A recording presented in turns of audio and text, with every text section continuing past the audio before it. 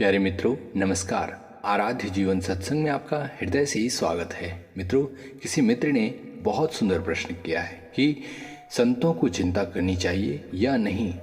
मित्रों, संत का अर्थ है जो स्वयं का अंत कर दे, अर्थात अपने अज्ञान और अहंकार को हटाकर तथा संसार से आसक्ति को हटाकर दूसरों के लिए जिए, वही संत है। तब आप समझ लीजिए, जिसने अपने जीवन से मोह ममता और हर प्रकार की आसक्ति का त्याग कर दिया है, अब उसे संसार से क्या लेना देना। भाई, जो अपने लिए कुछ ना चाहे उसे किसी भी प्रकार दुखित होने की आवश्यकता ही क्या है। दुख तो आसक्ति में होती है ना, और जब आसक्ति का ही अंत हो जाए तो दुख किस बात का। फिर भी इस पर गहरा प्रकाश डाला जाए तो दिखाई देता है कि बड़े बड़े संत जो जन कल्याण में अपना जीवन लगा दिए, वही दुखी हुए हैं। किंतु उनके दुख का कारण स्वार्थ नहीं बल्कि निस्वार्थता है। जैसे कि सदगुरु कबीर साहब ने कहा है, सुखिया सब संसार है, खाए और सोए, दुखिया दास कबीर है, जागे और रोए। अर्थात ऐसा लगता है कि जैसे इस संसार में कोई भी व्यक्ति दुखी नहीं है, क्योंकि संसार भर के लोग भोग वासनाओं में इस प्रकार डूबे हुए हैं कि उन्हें इतना भी पता नहीं कि जिस कर्म के बंधन में वो बंधे हैं वो विनाशकारी है। बस खा रहे हैं और भोगों को भोग रहे हैं और इन्हीं भोग में उलझकर मर रहे हैं। वास्तव में ये कोई जीवन नहीं बल्कि सजा है। यदि किसी व्यक्ति को जेल में बंद कर दिया जाए और उसे बंद करने का कारण भी न बताया जाए तथा साथ ही साथ वो व्यक्ति भी न पूछे कि उसे जेल में बंद क्यों किया गया है, तो ये दुख की बात नहीं तो और क्या है।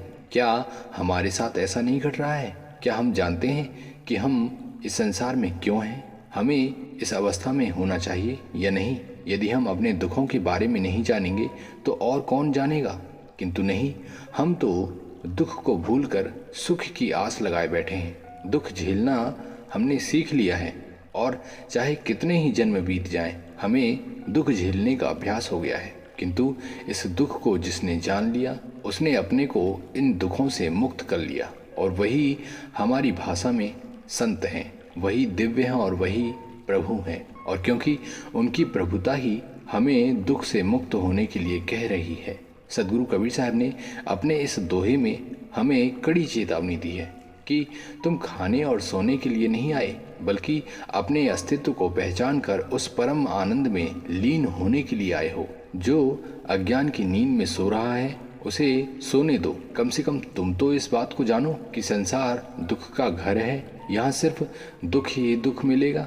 हे प्यारे, उस परम स्वर्ग को जानो जो तुम्हारे भीतर स्थित है। यहीं से तुम आए हो और यहीं तुम्हें लौट कर जाना है। यदि तुम ऐसा नहीं करोगे तो सिर्फ संसार का दुख ही दुख मिलता रहेगा। कितनी विचित्र बात है कि हमारे भीतर सुरक्षा कवच है और हम भौतिक जगत में मार खाते हुए घूम रहे हैं। सदगुरु कबीर ने कहा है, अपने इस रक्षा कवच को पहचानो और योद्धा बनकर अपनी ही बुराइयों से लड़ो। ये बुराइयां तुम्हारे आगे कुछ भी नहीं है। तुम अपनी ही बुराइयों से डर कर बैठे हो, इन्हें अपना स्वामी बनाकर खुद दास बन गए हो। इसलिए प्यारे, अब जागो और अपने जीवन के प्रातः काल को पहचानो।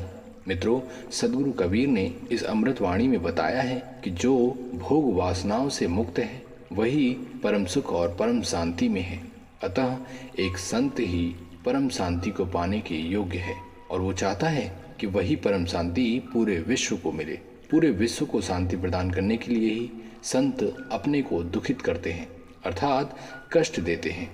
अन्यथा वे तो परम शांति में है ही। उनको अपने लिए कुछ नहीं चाहिए। जो कुछ करना है जन कल्याण के लिए करना है। वैसे मित्रों, आपने क्या सोचा था? क्या संत महापुरुष अपने जीवन में दुखी होते हैं या नहीं? उनका दुखी होना सही है या गलत है? कृपया अपना विचार जरूर रखें और ऐसे ही आध्यात्मिक ज्ञान के लिए अपना प्रेम यूं ही बनाए रखें। अपने स्वास्थ्य का विशेष ख्याल रखें। इसी के साथ नमस्कार, धन्यवाद, जय हिंद, वंदे मातरम।